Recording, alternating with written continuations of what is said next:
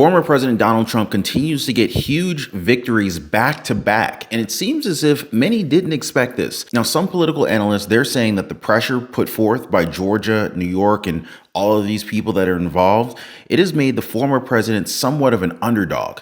And so this string of wins isn't really sitting well with the likes of Nathan Wade, Fani Willis, Letitia James, and even Judge Arthur Engoron, as they're somewhat looking like they're kind of dedicated to keeping Trump out of the White House. And even though Nikki Haley insists that she can lead the Republican Party, the votes show that people don't see the same way. We are inching closer and closer towards a possible rematch between President Joe Biden and former President Donald Trump. Now, the main difference between the two is that Biden has not faced any legal setbacks, even though a lot of his critics argue that he did much worse than what Trump is being accused of. But the main difference is that his team is willing to avoid legal issues by telling the truth, that his mental acuity is far from what it once was. The president also faced this huge challenge in Michigan as more than 100,000 Democratic voters chose to protest against President Joe Biden. I know, this is astounding, isn't it? Now, before I get any further, all I ask of you guys is just take 1 second, drop a quick like for the video. I totally appreciate you guys. And I always want to thank you guys so much for sharing these videos. I totally appreciate that. Totally helps out the channel. Now, instead of checking the name of President Joe Biden, voters instead chose to cast an uncommitted ballot option. So what does that mean, right? Well, it means that the voter is exercising a party vote, but they're not committing to any of the candidates that are on the ballot. Long and short of it, this basically means that they don't really trust Biden with leading the country. And who could blame him? Now, on the other side, Trump easily won over his closest competition, Nikki Haley. With all of the votes counted in Michigan, Trump won 68% to Nikki Haley's 26%. Now, this is the 6th loss in a row for Haley. It's not looking good for her. Are now in for the Michigan primary races, and they may offer some new clues about the general election in November. It was another victory for former President Donald Trump, winning 68% of the vote. This is his 5th primary win over Nikki Haley, who is vowing to stay in the race despite recent losses. Pretty big victory, frankly, for Donald Trump here. You see the county map, right? He wins all the counties, etc. I think in context, there has been about a third, in this case it's a little under that, for Nikki Haley.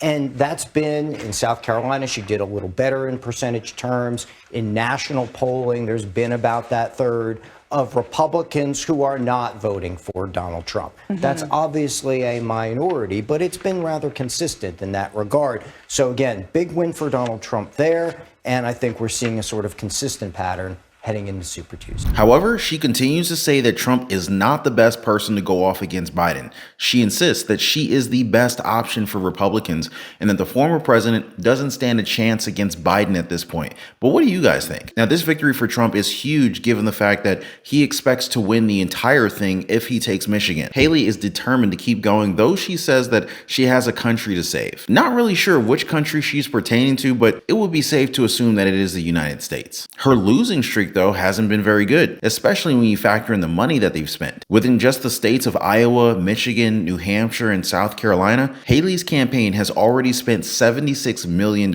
Many are already expecting Haley to just give up and line up behind Trump, but she might do so, but maybe at the last minute. Things are also looking pretty good for the former president when it comes to swing states. So the numbers are out, and Donald J. Trump leads President Joe Biden in all 7 of the swing states. So that will be Michigan, Wisconsin, Nevada, North Carolina, Georgia, Arizona, and Pennsylvania. Now, this is a huge deal and is probably sending alarm bells throughout the White House, as this could very well change the course of the entire nation come November 2024. And it looks like some lawmakers are already dreading another Trump term. Senate Minority Leader Mitch McConnell, he's recently announced that he will step down in November. Mitch McConnell, he is currently the longest serving Senate leader in history at 82 years old. He admits that it's now time to kind of move on to a new chapter in his life. What do y'all think about Mitch McConnell leaving? Is it time for him to go? You want him to hang out a couple more years? Anyway, Mitch McConnell says that Father Time remains undefeated and that it's a good time to kind of step aside for the next generation of leadership. Maybe some other politicians that are up in age should think of doing the same thing. But some say that this could probably also be due to the probability that Donald Trump will retake the White House by November. So maybe Mitch McConnell is exiting stage left just before Donald Trump comes back in the door?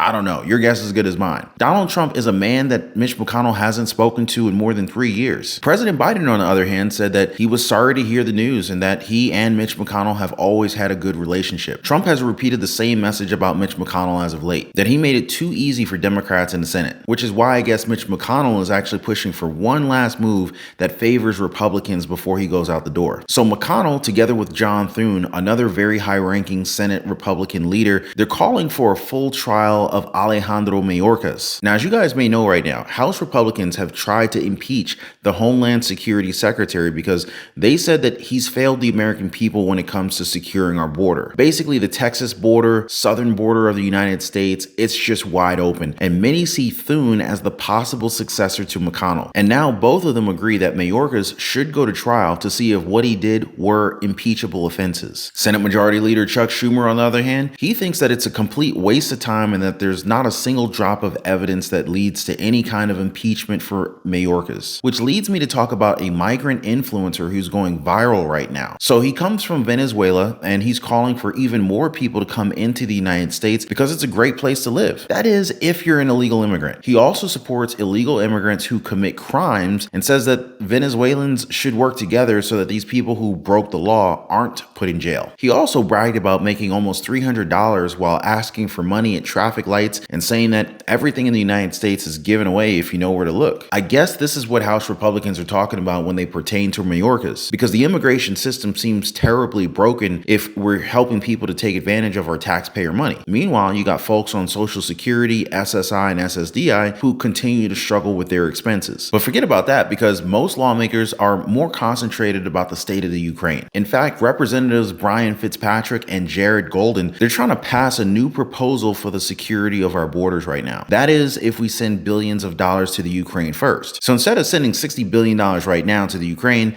they've haggled it down to $49 billion. They say that Zelensky is right and that they only have weeks until Russia gains significant ground in this war. Now, Zelensky on his end has paused his criticism and sharp words for the American people who refuse to provide him with taxpayer money. He's now set his sights on the EU and their shortcomings when it comes to arming the Ukraine. Zelensky has said that they've only received a third of the artillery ammunition the bloc pledged for his country. This comes as the US still hasn't come up with the money and the weapons that he's asked for to help in this war. So the message is basically the same for the United States and for the EU. If taxpayers for the US and Europe don't provide all of this money to Ukraine, then expect Russia to go ahead and win the war. However, many experts believe that Russia has already won the war. Some argue that the US taxpayer money can be used for many other programs, those that actually help the American people. Do you agree that our taxpayer money should be working for us instead of foreigners? Now, as far as I'm concerned, I'm going to be here every step of the way to keep you guys informed on what's really happening around us. Before I go, thank you guys for liking the videos. Thank you so much for sharing them, and I'll catch you on the next one.